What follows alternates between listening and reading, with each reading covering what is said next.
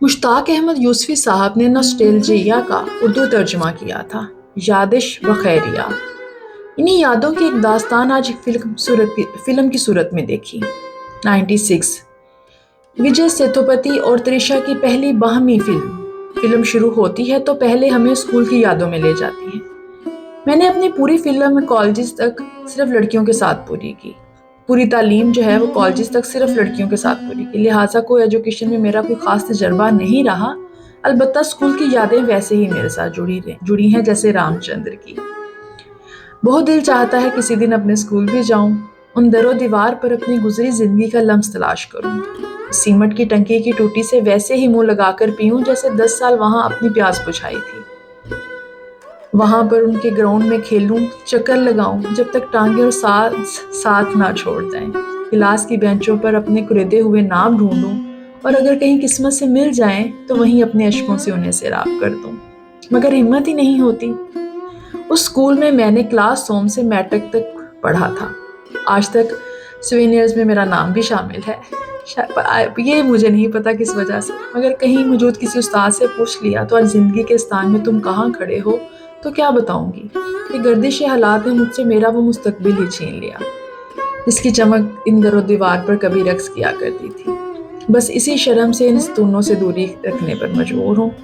البتہ کہانی کا دوسرا رخ جو محبت کے نام سے شروع ہوتا ہے وہی میرے ساتھ بعد میں شروع ہوا، بالکل وہی گہرا رنگ، بات کرنے میں جھجک، صرف آنکھوں سے یک طرفہ کلام اور پھر پکڑے جانے پر نظریں چرا کر غائب ہو جانا۔ اور محبت کسے نہیں ہوتی، سب کو ہوتی ہے، بس کوئی عیاں رکھتا ہے تو کوئی نہا، مگر کرتے اندھی محبت ہی ہیں۔ سمجھتے ہیں کہ کوئی نہیں دیکھ پا رہا، حالانکہ بس ہمیں ہی کوئی اور دوسرا نظر نہیں آتا، کسی کو صرف دیکھنا اور بس دیکھتے رہنا۔ شاید آج کل کی جنریشن کے لیے عجیب ہوگا، جن کے لیے ایک چھوڑ دوسری کے پیچھے بھاگنا ہی محبت ہے، لیکن یہ محبت کا اشر اشیر بھی نہیں۔ محبت زندگی میں بس ایک ہی بار ہوتی ہے، اگر قسمت سے آپ کو مل جائے تو زہے نصیب، ورنہ صرف سمجھوتے ہی بچتے ہیں۔ سچی محبت آپ کو 5 سال بعد دوبارہ ملے، 10 سال، 20 سال، 30 سال، وقت تو کوئی معنی ہی نہیں رکھتا، وہ اتنی ہی جوان رہتی ہے۔ اس فلم میں مجھے سب سے زیادہ بیک گراؤنڈ میوزک نے متاثر کیا۔ جب پہلی بار آنکھیں اقرار کرتی ہیں تو بانسری کی دھن آپ کے کانوں میں رس گھول دیتی ہے۔ جب پہلی بار بچھڑتے ہیں تو وائلن کی کورڈ آپ کی سانسیں منتشر کر دیتی ہیں۔ جب ایک ہی چمچ سے دوسرے کا کھانا ہونٹوں تک پہنچتا ہے تو پیانو کی دھن لقمے کے ہر ذرے میں اپنی محبت بکھیر دیتی ہے، اور جب ساتھ چھوٹتے چھوٹتے پھر سے جڑنے لگے تو گٹار کا ارتاش نئی پگ ڈنڈیوں کی بنت کاری میں لگ جاتا ہے۔ اسی محبت میں غلط فہمیاں، پچھتاووں کی دیوار کھڑی کر دی جاتی ہیں، اور پھر پیچھے افسوس کے کچھ نہیں بچ پاتا۔ کاش ایسا ہوتا تو ہم بھی یوں کر لیتے، کاش ویسا ہوتا تو ہم ساتھ ساتھ رہتے۔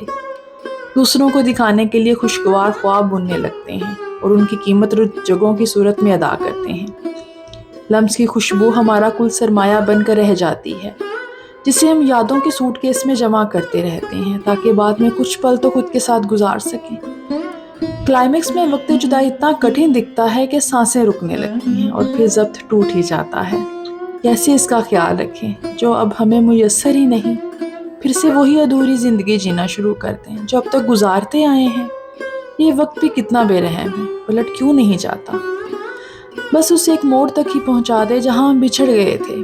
اس فلم کا ایک مکالمہ دل چیر کر رکھ دیتا ہے، میں ابھی تک وہیں کھڑا ہوں جہاں تم مجھے چھوڑ کر گئی تھی۔ سی پریم کمار کی یہ فلم ایک رات میں پوری زندگی کے پٹ کھول کر رکھ دیتی ہے۔ آپ نے اگر کبھی محبت کی ہے تو یہ فلم آپ سے باتیں کرے گی، آپ کو دلاسا دے گی، آپ کے آنسو پہنچے گی، اور کچھ وقت کے لیے وہ شانہ بھی فراہم کرے گی جو اگر آپ کو زندگی میں پہلے مل جاتا تو شاید ہماری کہانی کچھ اور ہی ہوتی۔